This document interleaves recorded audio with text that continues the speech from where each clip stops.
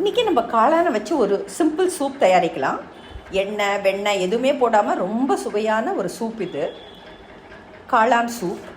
So முதல்ல நல்ல காளானை, வெள்ளை காளான் எடுத்துக்கலாம். இதை நல்லா வெட்டிட்டு நல்லா கழுவிடலாம். 2-3 வாட்டி இந்த மாதிரி ஒரு வடிகட்டியில் போட்டு நல்லா கழுவிட்டு அது ஒரு அடிகனமான ஒரு பாத்திரத்தில் போட்டு கொஞ்சமாக தண்ணி சேர்த்து நல்லா கொதிக்க விடலாம். நல்லா அது சீக்கிரமாகவே வெந்து வந்துடும். வெந்து வந்த உடனே அந்த வெந்து வந்ததான அந்த காளானை அந்த தண்ணியோடையே சேர்த்துட்டு ஒரு மிக்சி கண்டெய்னருக்கு நம்ம ட்ரான்ஸ்ஃபர் பண்ணிவிட்டு அதை நல்லா விழுதாக அரைச்சிட்டு வந்துடலாம். நல்லா ஆறினதுக்கப்புறம் இப்போ அரைச்சிருக்கேன். நல்ல விழுதாக அரைச்சதான காளான்கள் இது.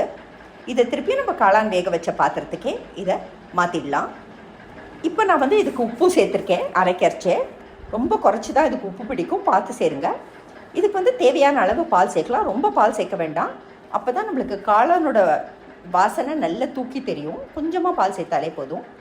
இதுக்கு நான் வெள்ளை மிளகு தூள் சேர்க்குறேன். உங்களுக்கு வேணும்னா நீங்கள் கருப்பு மிளகு தூள் சேர்க்கலாம். பட் இது வெள்ளை மிளகு தூள் சேர்த்தாக்கா இதுக்கு வாசனை ரொம்ப நல்லாயிருக்கும், கொஞ்சமாக காரமாகவும் இருக்கும். இது நல்ல ஒரு கொதிக்க விடுங்க. அதுக்கப்புறம் இது சூப் பவுலுக்கு நம்ம ட்ரான்ஸ்ஃபர் பண்ணலாம். எண்ணெய் வெண்ணெய் எதுவுமே இல்லாமல் ஒரு சிம்பிளான காளான் சூப் ரொம்ப ஹெல்த்தியாக தயார்.